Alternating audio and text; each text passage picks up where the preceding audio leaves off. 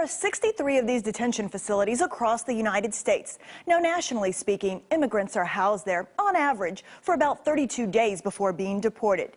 Each stay at each of these facilities is funded with tax dollars. So, what are these immigrants getting for your money?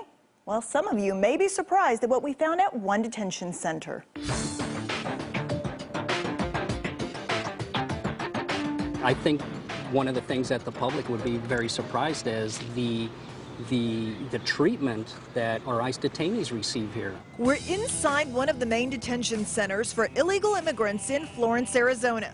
We wanted to take you behind closed doors to see for yourself the kind of treatment detainees are getting. Ed Preciado is an assistant field director for U.S. Immigration and Customs Enforcement. As we get ready for our tour, a new group of detainees has just arrived. We're told not to show their faces. Their property will be accounted for. They will be given a receipt for their property. Here, a file is started for each detainee. They're given a handbook and then they're classified. If they're level ones, they will be wearing a blue outfit. That means they have no previous criminal convictions. Orange uniforms mean they have minor convictions for things like drunk driving.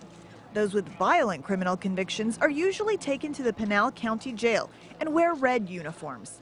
Some people are angry that the U.S. spends hundreds of millions of dollars for centers like these.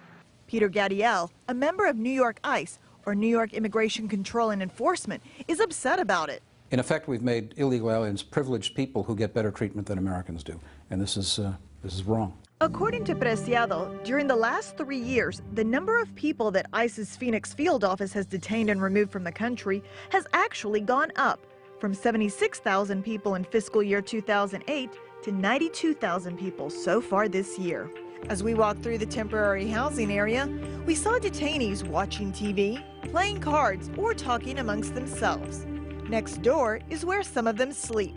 This is one of 3 dorms in the facility. There are approximately 100 beds here. And before the detainees arrive here, they receive a set of toiletries, and they also get a pillow and a blanket. Blanca Oliveros remembers all too well her time at this detention center. Aunque sea el tiempo de calor, pero ahí está frío, frío, frío ahí adentro. She says, even though it was hot outside, inside, it was cold, cold, cold.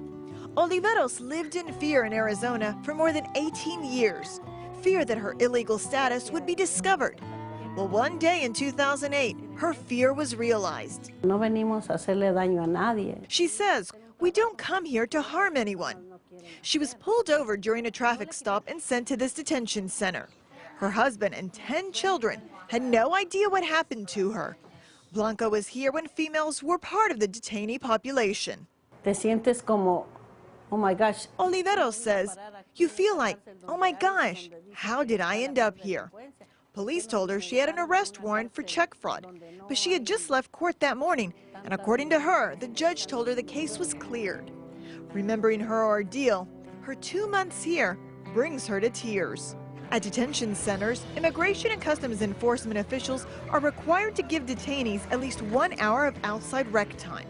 We give them up to 5 hours a day. We found that it keeps them busy. Some might say this is almost like a vacation that costs taxpayers billions of dollars. If I commit a crime, I'm not going to be sent to a vacation camp. I'm going to be sent to jail. And that's what should happen to illegal aliens. Oliveros says that when she was at the detention center, they got 2 hot meals a day. Our menu here is on a 5-week cycle. So during those 5 weeks, the detainee will not see the same meal.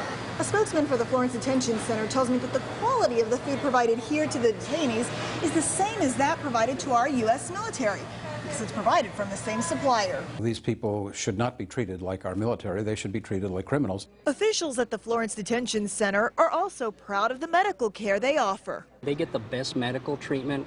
If one of our detainees here in this facility has a medical issue, they're seen within 24 hours by our medical staff.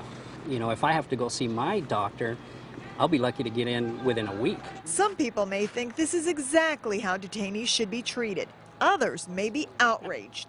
We're responsible for the safety and the welfare of everybody that it's in our custody. Oliveros was finally released after paying $4,000 bail. ¿Por qué? To this day, Oliveros has never told her son Eduardo the truth about where she was while detained. He thinks Mommy was working to buy him ice cream. She just got her green card the week before we interviewed her. Yeah, I got it. Oliveros is glad she doesn't have to live in fear anymore since she's now legally allowed to live here. She says all she ever wanted was to give her family a better life. From Arizona, Giovanna Derpick, My 9 News. And we want to stress that the Florence Detention Center does exceed minimum national standards. A spokesman says all facilities in Arizona do have the 5-week meal rotation. And every detention center in the country must also provide medical care within 24 hours. But other facilities may look different in setup and the food they offer. Of course, they must still all meet minimum nutritional standards set by the federal government.